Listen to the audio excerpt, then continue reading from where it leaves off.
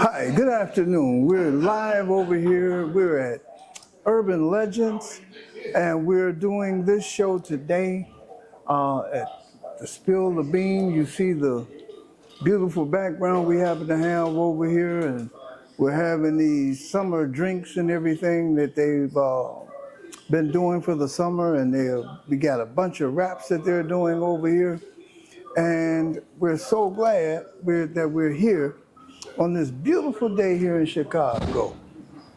And we happen to have Albert here who's gonna sit back. He's gonna tell why he's here, what he's doing, and what's going on in the world and society today. And he's also going live on his own device over here. So go ahead, sir, and tell why you came and what's going on out here in your world. Well, first, my name is Albert Alexander. I'm an Army veteran, and I was introduced to Exodus through named Johnny owns his restaurant on Western. And what brought me here today is because of my community and what I do for veterans. I own an organization called A Special Place for Veterans. Okay. And what people had started liking my story, because I used to be a homeless veteran 2 different times. It landed me on the news and everything like that. And for the last 15 years, I've been developing A Special Place for Veterans. I had no idea what I was doing. I just kept stumbling my way to, I had never started a business when I got to the military, especially a nonprofit. And so I learned a lot along the way, had, made some mistakes and So stuff. you were spiritually led to start this and to go into those things. I believe it was my calling Yes. to do something like this to help people who can't help themselves. And so even when I was a young person, I'll share this one thing. I went to a special school when I was little, and then the teacher had told my mother I scored very little over being mentally challenged or retarded at the time. And so when I looked around, I saw my classmates with a look of defeat on their face. But somehow at the age of 7, I managed to get this thing in me to be determined to not let that define me. Go. Yeah. And I wanted others to believe that they can do what they think they cannot do. So that started my drive of advocating for other people. At 7 years old, you realize some things, and so the difficulties that you happen to have, and then after you get back from the service and you go through these struggles, what was it that turned you inward to the spiritual portion that you brought all of this out to help others? Well, with all of that fast forwarding, I felt almost like an obligation or a calling, because even through my struggles administratively with dyslexia and all these different things, somehow I still felt I was able to do stuff for other people that they couldn't do themselves. So I felt responsible. And so when people tell me as a minister this, oh, you're a great person, you're great this, I feel like I have a responsibility to meet with their expectations in their mind. Because I know my sins and my darkness and my mistakes that they don't know. So I feel obligated to want to meet that. And then going into the community, feeding the homeless, and helping those who couldn't believe, help themselves, and restoring their spiritual strengthening so they can know that they can do that they can choose what they give life to. You can choose to be happy, sad, or glad, because you're the breath of life. That's how God made us. Yes. And most of us don't know we can choose. We have the power to choose. To have life. We are we're spiritual beings, right? Right. And things out there like happiness, joy, sadness, and peace, they're all elements minding their own business. And you and I, we jump into them. And when we jump into them, guess what? We activate those things. So we can't blame hate for being hate because we turned it on. So if you don't like being depressed or hate or sad, you could choose to jump into something else and activate it because you're the breath of life. You are life. That is your original identity. We're in this flesh and body is alive because we're in it. And so did you learn these things in a church, or did you? A combination, because my biological father wasn't in my life. So all these years I wanted to know my identity, who I was. And I felt I couldn't know who I was until I knew my biological father. Okay. And then one day I kept going to ministers, and one day I just asked God, like, who am I? He took me all the way back to creation to tell me who my identity was and who we are as a creation and who we are as his children. So he was your father. Exactly. So, and with me, I bring all of that. So when I hope to hit the streets and talk to the people who are homeless or maybe sad, depressed, and got trauma, I look at it as a spiritual healing, not just to give someone a house, but to know that this community that we're building for veteran families is for your family members to live after we die. So we're building our own legacy. So when I ask people about when you went to the military, I said, when you went to training, did you train alone? They say no. When you went to war, did you go to war alone? They say no. So I say, why should you build your legacy alone? let's get together and nickel and dime our way to success, and we can inch our way to completion to live as a collective, just like we did when we were active duty. Because if we weren't living as a collective when we went to war, we wouldn't win any fights. There would be no order, there would be nothing but chaos, and we would lose every time. And so what I want are the people who are what I call veteran enthusiasts Okay. that want to help us out, I want them to understand something they can never understand. Because you were never in the service, you never went to war. Some of us who were in the service never got to go to war, but we were still in a military environment. So when we get when our service is over, we're catapulted into a cesspool of civilians that don't understand our culture, our way of life, our way of thinking, our thought process, because you're institutionalized. You're coming from a different country, and that's not seen that way. So when we get around here and go to work, and the family members, the kids go to school, spouse try to go to work and get involved in the community, people don't understand them. There's a lot of frustrations come along, right? Okay. And there's no designed help for that, because now I'm coming home, wife coming home, kids coming home. We're all frustrated from the day because no one understands them. And there's no structured format of healing for that, because we didn't know that was going to happen. So would this also work with some of those brothers and sisters that have come home that got incarcerated for some reason or another? Would this same method help them also to get back into? It's a structured, I like what I call a structured mental model on how to do certain things. Because in my opinion, we all went to church most of our life. And the preacher said, you got to get right, but no one ever told me how to get right. I just knew I needed to. Right. So I can't tell you, do this, and don't tell you how to do it. So I want to give you a structured mental model, what I call spiritual strengthening, so you know what you're doing. You know what to exercise and how. First of all, knowing you're the breath of life, knowing how you impact the elements in the life, knowing how you impact people when you show up, all those things, you know that, then you know how to use all that. That's the exercise part. Okay. And so now you know how you are in the community, and you can choose how you want to be at any given moment. Now that's powerful. I give an example all the time. If you win the lottery, you're supposed to be happy, right? Oh yeah. If someone dies, you're supposed to be sad. But if I told you could choose who you want to be in any one of those moments. Now, if someone dies and you chose a different route than sadness, but you be sad because other people expected you to be sad, Right. you ain't gonna feel powerful within yourself. You're not being authentic with yourself. So now you give a life to an additional thing, being fake, being phony. You're not happy with yourself because you want to please someone else. That's not powerful. So you could be powerful in choosing who you want to be regardless. And this is one thing I've said to other people too. Once you become okay with other people not being okay with what you're okay with, then you'll be okay. That's right. So I use that to myself all the time, not to please people, because we inherently want to get other people's approval. So you had to go through a whole phase of being homeless and while I'm being homeless, I'm going through all this mental structure I'm telling you now, Right. so I can come out of it. ain't God good? You know, so now I'm able to tell people directly how to do it because I lived through it. That's right. And somehow no one coached me other than God just give me these realizations of I can choose who I want to be. Because if I didn't do that, I wouldn't be building this nonprofit right now. There's been time, I know, I'm sorry to cut you off, but I do know for certainty, I told my wife, I said, if I hadn't got out of this situation, I probably would have committed suicide. So the VA hospital, there's a lot of doctors that were in the military that's over there also. A lot of the people that work there, they were in the military from the VA hospital. And you mean to tell me they weren't aware or they're not helping with this? What is it? It's a post syndrome something? Yeah, PTSD. There's lots of programs that help with that, and everybody have different approaches to it. This was just mine, and it worked for me. And anytime I do talk to a psychologist or people who have degrees and that kind of stuff, none of them actually disagree with what I'm saying. Because when a person has a trauma, I personally felt without education that one of the ways to get over your trauma is to relive that trauma through a different lens, through a different thought pattern. But so you chose a spiritual path, or? Right. I did. So right now, can you say that you have, do you have a book or do you have some literature that we could go find or to Well, it's not published literature. It's not published literature. Okay. I do have quite a few people have asked me if I had a book. And I've spoken to different churches about this and on TikTok, and I've done some different lessons, but there's nothing published. I have my stuff written down.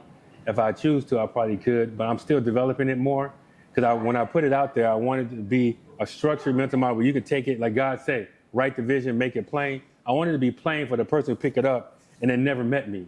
They didn't get to see me talk about it.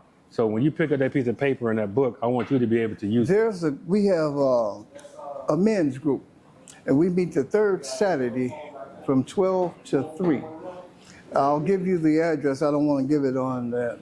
Well, I guess I could. It's at 5834 West Augusta Avenue. And it's every third Saturday. And in June, we're going to have a special because it's going to be right before Father's Day. Okay. And there's a bunch of military guys, a bunch of ministers that come there. And then there's a bunch of guys in the neighborhood that come that were recovering addicts, and they still may be struggling with some addictions and different things. And I would like to have you come and I'll be glad to come. speak on that. I got a question from someone in the audience. Would you mind taking a question? Sure. From? How you doing? Hey. I'm Minister Tim, and I have a question because I was listening real good to, your story and what you was talking about. And my question is, psychotic, schizophrenia,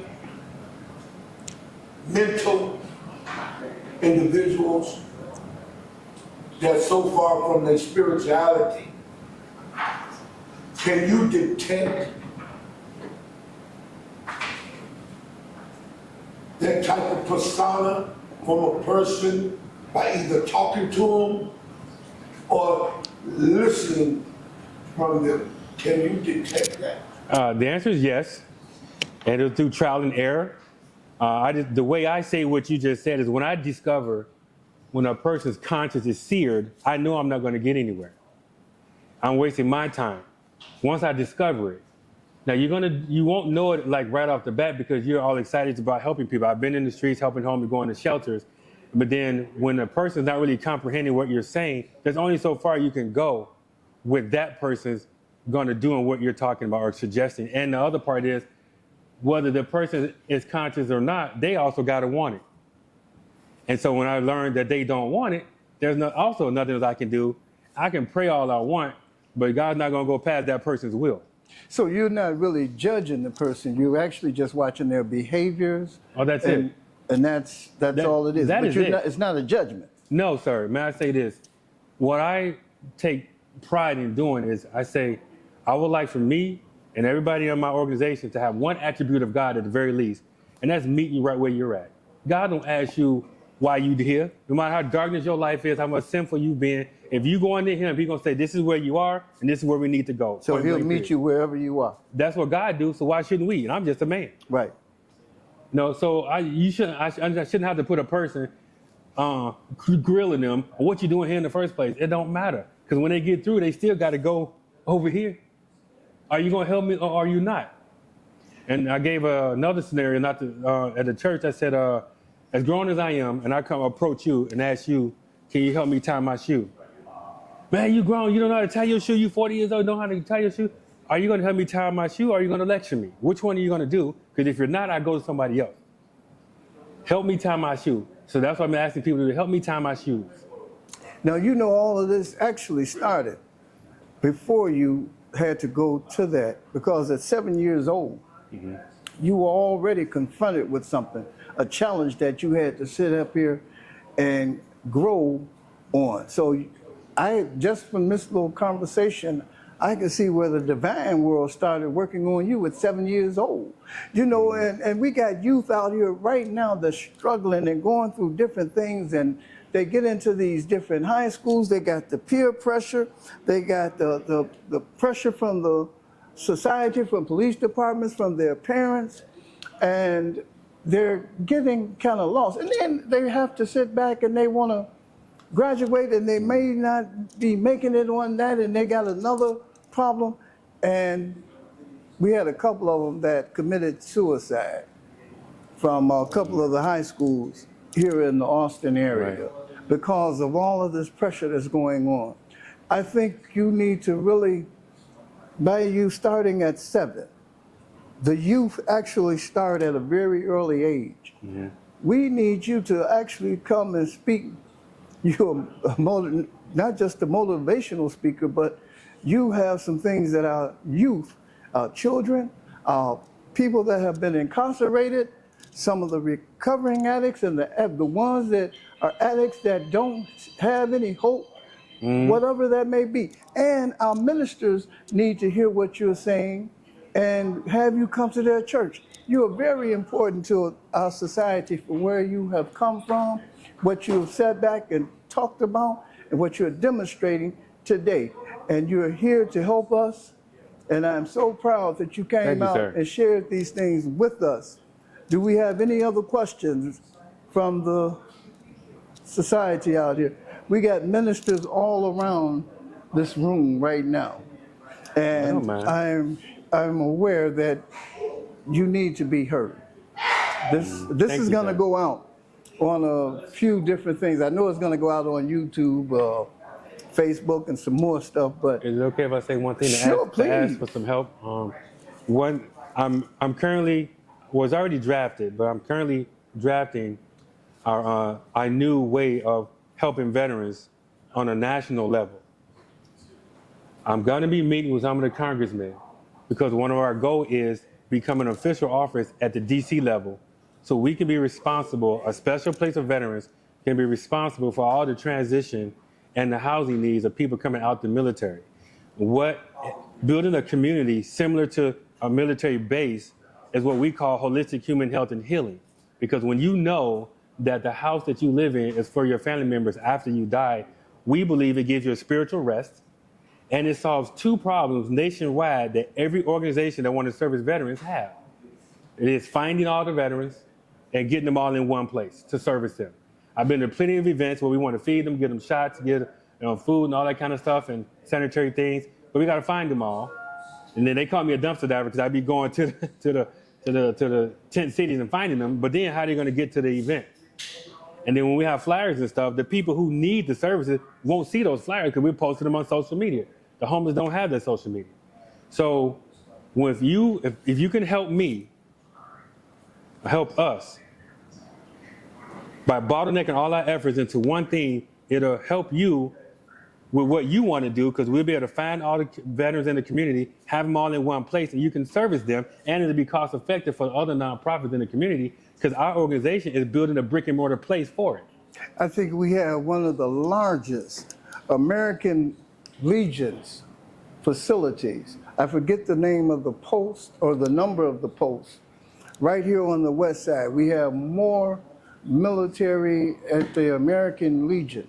So all you brothers out there from those American Legions, you hear what the brother said over here.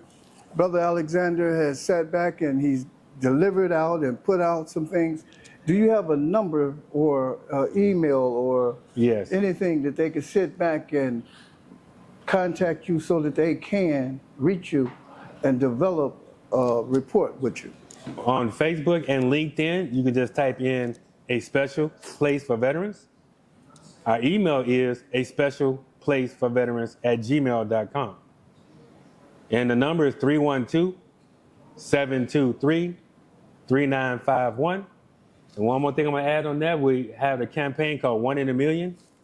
We're just simply looking for 1 million people nationwide that can commit to $7 a month, and that will give us what we need, enough foundation, what we need, because there are companies and towns and cities that want to give us land, but we just got to have the money to build on it. And we have everybody in place to do all the work. We just got to pay them to do it.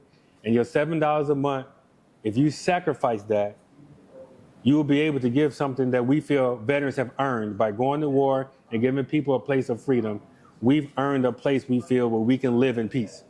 Those $7 that he's asking for, if you just hold back off some of those lottery tickets, that one ticket a day that you've been spending on that lottery, you can donate that over here, and you know it's going to a worthy cause, because it's going to help the veterans, but I think it's going to go beyond that, because it's a whole lot of people that need some recovery and to be mentally refurbished. And I think the divine world has reached your heart and has been leading and guiding you since you were 7 years old to sit back here and help our people and help the world.